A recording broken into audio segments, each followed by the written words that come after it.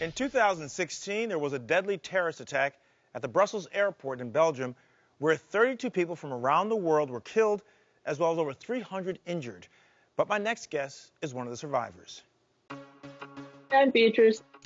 My love for horses has always been there. I've been riding since I was 3. And my horse Dee Dee saved my life after being in the terrorist attacks at Brussels airport in 2016. I was 17, going on holiday for spring break. I was just on my phone listening to music, and all of a sudden everything went dark and I was lifted off the ground. The bomb went off 12 feet away from me. I remember being on the ground and seeing all of the ash and the darkness, seeing my right leg at a right angle, firemen coming in, and I remember seeing somebody next to me. Her hair was on fire. It was hard to breathe. I started screaming for help. It caught the attention of the fireman. The next thing he did was spray me, and then the first responders picked me up. I was one of the 2 people in the 10 meters radius that survived.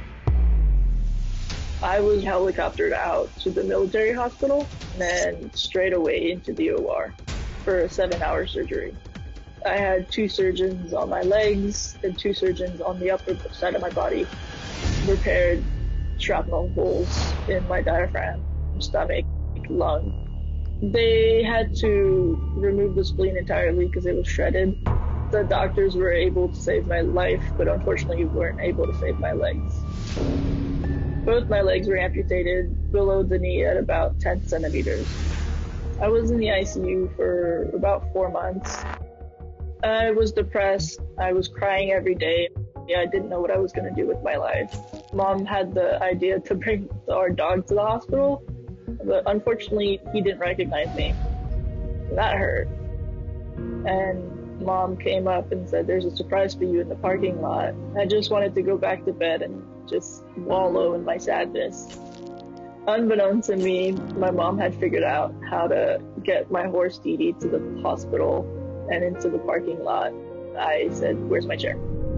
I went outside in the rain, and as I got closer, she came towards me and put her head against my chest. That moment made me decide that I wasn't going to give up on life. Dee Dee played a big role in my recovery, mental and physical. Slowly, I was able to build up more muscle. As I got stronger and I was able to ride more, I realized there was an opportunity for me to ride for the U.S. at the Paralympics in Tokyo in 2021, and I absolutely said yes. We're currently training for the Paralympics, and we're looking to take home gold.